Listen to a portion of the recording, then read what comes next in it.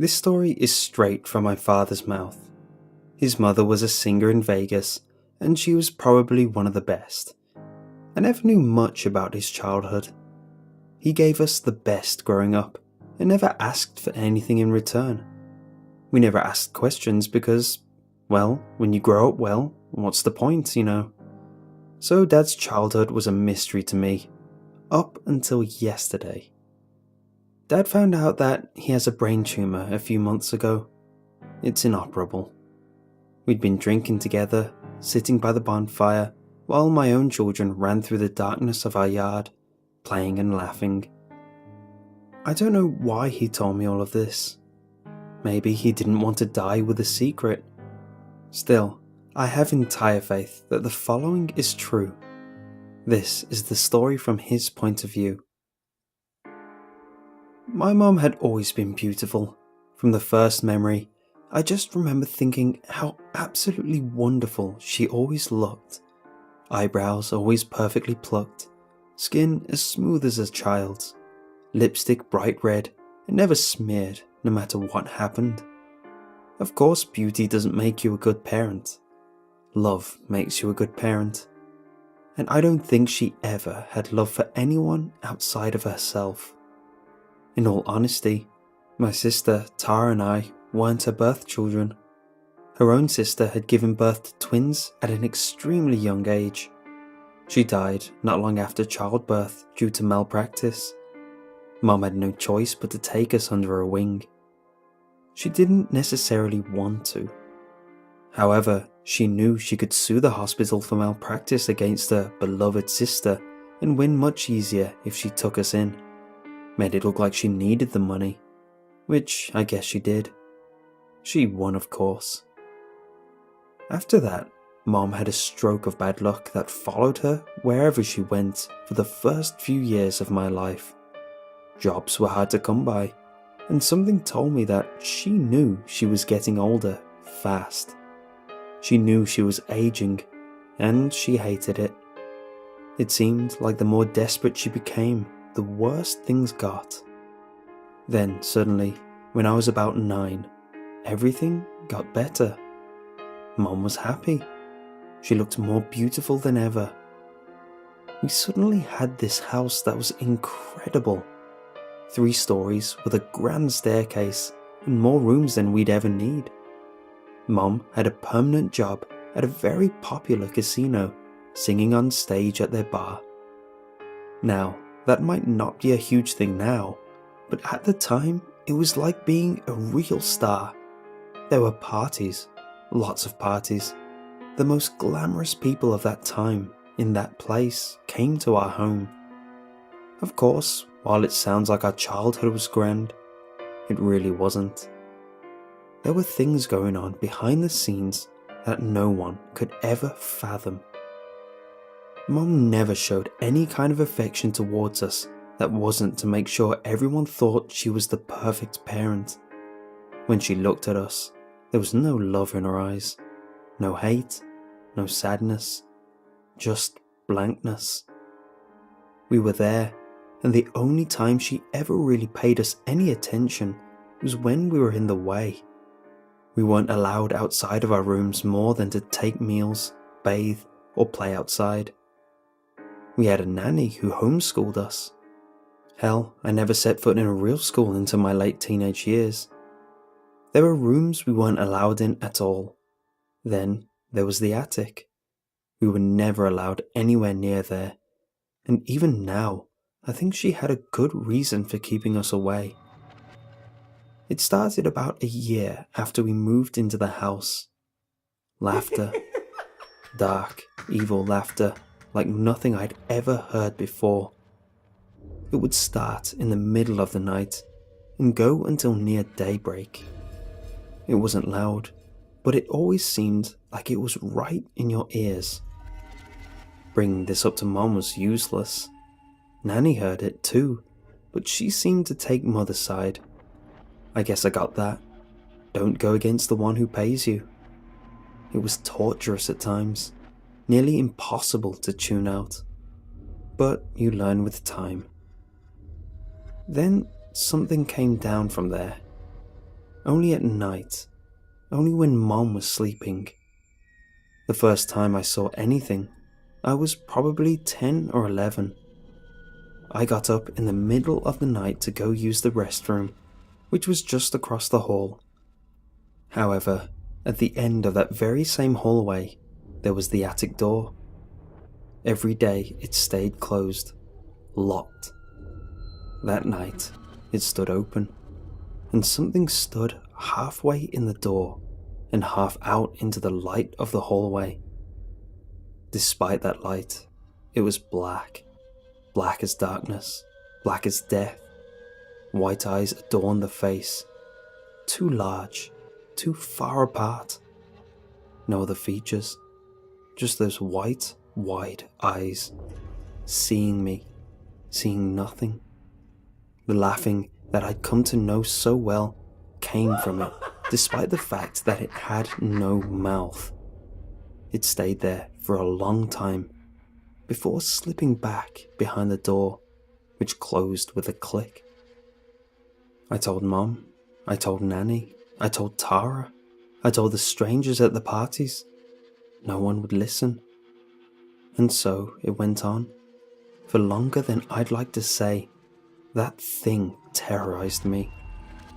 At night, it would walk around the house. Sometimes, it'd just stand in the open doorway and stare. Other nights, it'd stand right over my bed, staring at me with those awful eyes. It'd caress my face with disgusting, long fingers that smelled of curdled milk. That's something you never learn to live with and ignore. Around the time I turned 12, work started to dwindle for Mom. Our bills were behind. Then she found out that she was pregnant and lost the job entirely. She was a mess. I remember seeing her cry when I was little, but never after things started looking up. She cried all the time then. I remember overhearing her talking to Nanny about wanting an abortion. A few nights later, I saw her go up in the attic. I'd only ever seen her go once before, with a young woman from one of her parties. She came back down with a much lighter look on her face. The next day, she announced to us that she would go through with her pregnancy. The bills got paid, Mom opted to stay indoors, Nanny did everything for her. Hell, she even gave birth at home. A little girl. Just like that though, she was gone. Mom told all her friends about how she had adopted her baby out to an older couple up north. But I knew better. I watched her take the crying newborn up to the attic the night after she was born. I heard the cries, the screams, the silence. Then the laughter. Mom got a new job at an even better casino. And just like that, everything seemed normal. She worked, the parties resumed, the laughing monster stayed in its place. I felt so selfish for it, but I was glad for what she did in a way. I could sleep again, I could eat again, I felt normal for the first time in years. And then, it came back, and it was so much worse.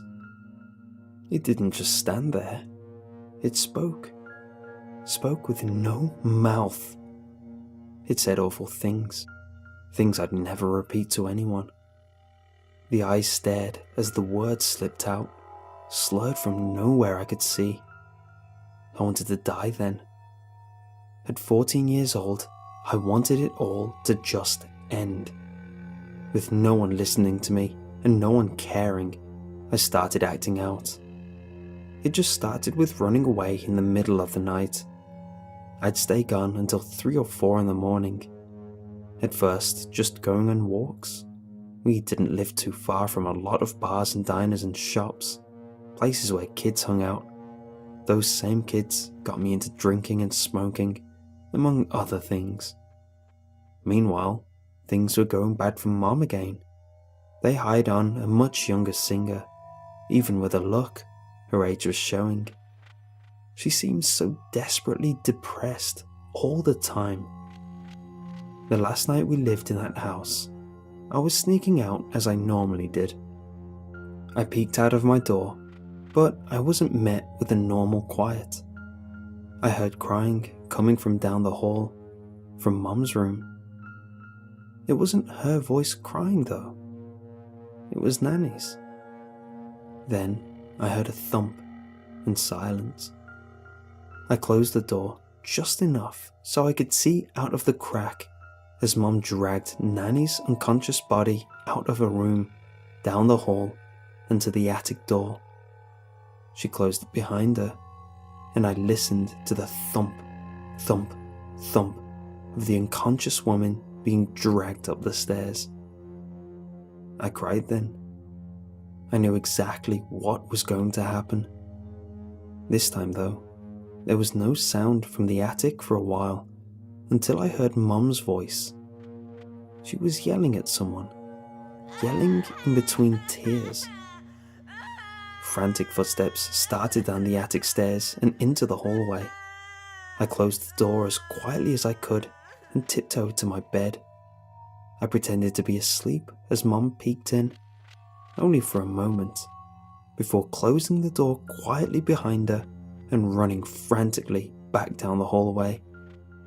It was quiet for a while, but I didn't dare move.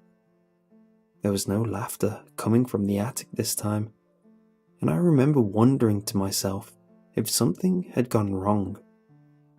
Then I smelled the smoke. The rest of that night went so fast. The entire hallway was filled with flames.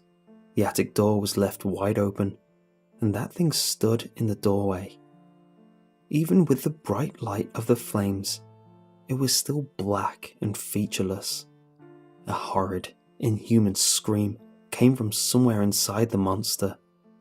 It pointed at me as it screamed, but I started running before I could see whether or not it was actually making chase.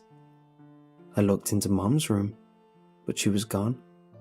Her king-sized bed, along with the canopy above, was up in intense flames.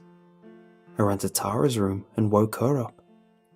From there, we climbed down the best we could from the awning outside her bedroom window, as the stairs were on the other end of the hallway, where the flames were at their worst. Mum was arrested that night. Arson was the only charge. They assumed the 3 bodies in the attic perished in the fire.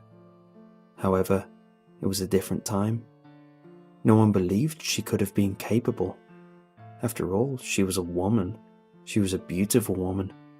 They assumed she was too dumb to start a fire. Can you imagine that? They let her go. But she died only a few months later. She just withered away.